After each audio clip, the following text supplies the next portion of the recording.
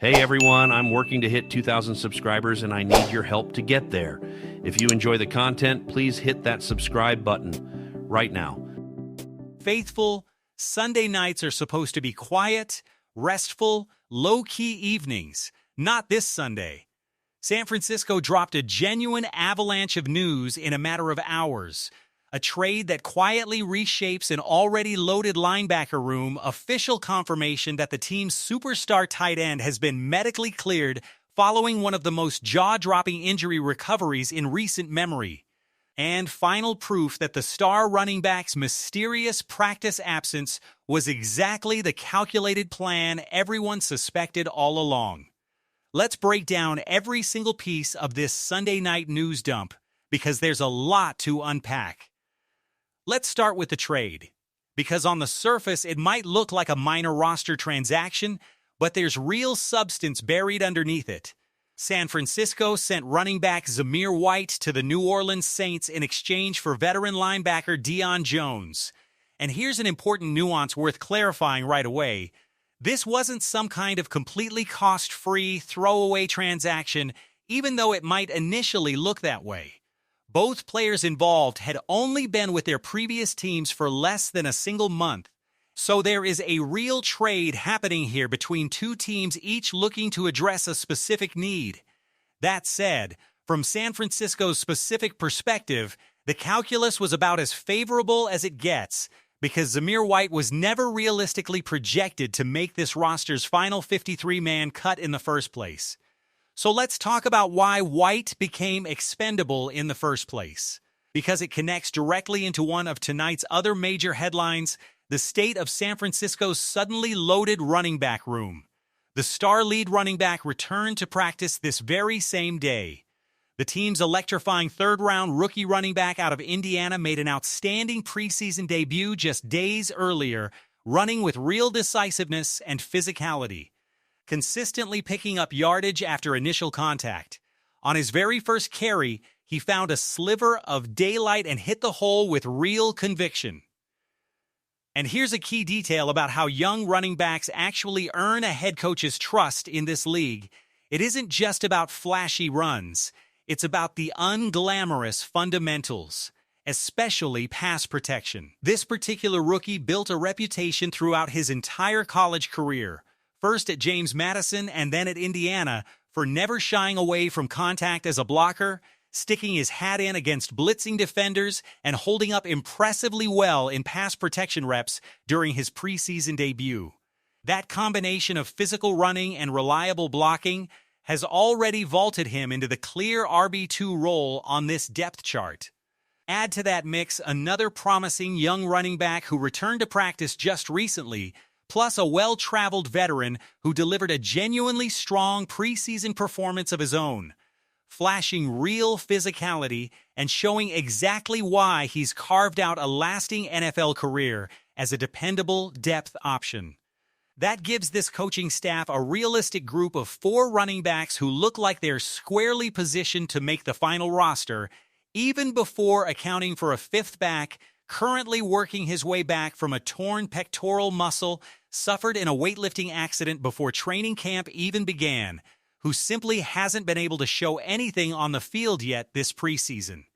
And unfortunately, in a genuinely tough break repeating itself, another depth running back was placed on season-ending injured reserve right before this same recent preseason victory, marking the second consecutive year that particular player has failed to make it to an actual regular season game due to injury.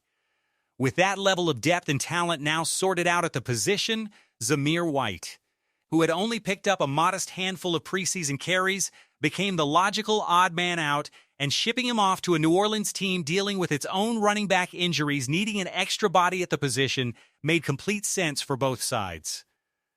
Now about the actual players San Francisco received in return. Deion Jones brings a genuinely substantial NFL resum to this linebacker room. This is a former second-round draft pick out of LSU who has started an eye-popping 91 career games and appeared in a total of 128, numbers that reflect real, sustained NFL durability and staying power. His career statistical profile includes 5 pick-six touchdowns, also spent time under another well-respected defensive mind in more recent seasons. His journey has taken him from Atlanta, where he spent the formative years of his career, through stops in Cleveland, Carolina, and most recently a 2-year stint in Tampa Bay. Here's what makes this addition particularly interesting from a roster construction standpoint. San Francisco was already remarkably deep at the linebacker position heading into this trade. The presumed starting duo is widely regarded as potentially the best linebacking tandem in the entire NFL when both players are fully healthy.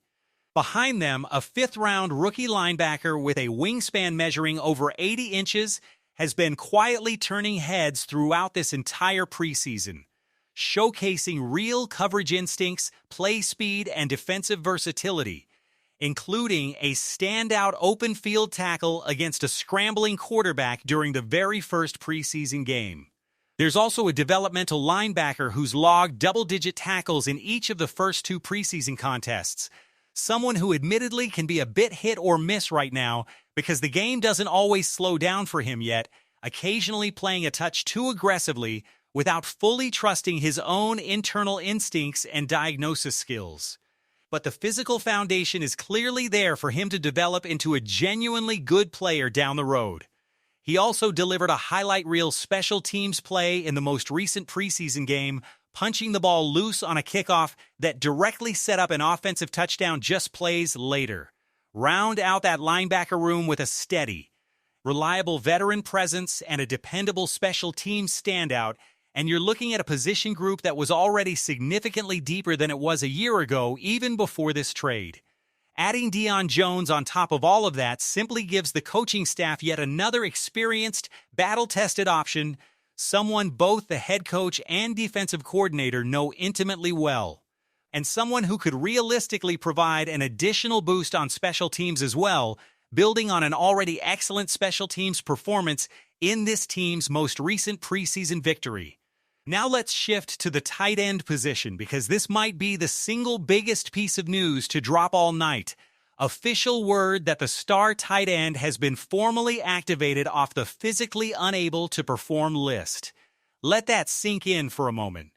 This comes after suffering a torn Achilles tendon back in January during a playoff game against Philadelphia, an injury that historically sidelines players for the better part of a full calendar year. And here's a detail that speaks volumes about just how legitimate this recovery timeline actually is. This tight end personally visited with the surgeon who performed his original operation while the team was out in Los Angeles for a recent preseason matchup, and by every indication, that consultation went extremely well. Think about what this activation actually signals from a roster mechanics standpoint. Had this player remained on the physically unable to perform list heading into the regular season, NFL rules would have automatically forced him to miss a minimum of the first 4 games of the year. No exceptions.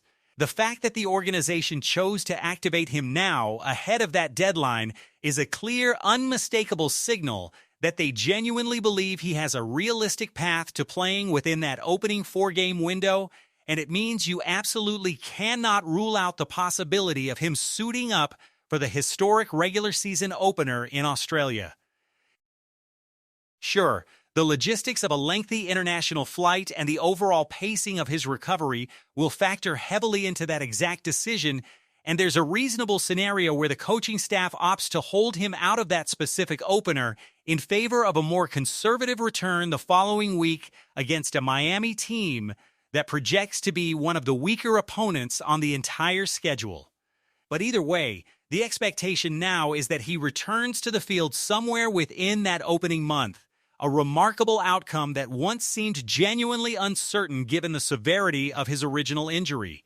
Importantly, this tight end himself had previously stated that he had no interest in making his official pads on return in the middle of a real meaningful game against a tough divisional opponent, and true to that stated preference, he was fully suited up in pads during this same practice session, moving around confidently and hitting every physical marker the medical staff had set for his recovery in terms of speed and explosiveness.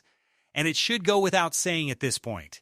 But this remains arguably the best tight end in all of football, perhaps trailing only one other elite name at the position, and his return represents an absolutely massive infusion of talent back into an offense that already looked dangerous without him.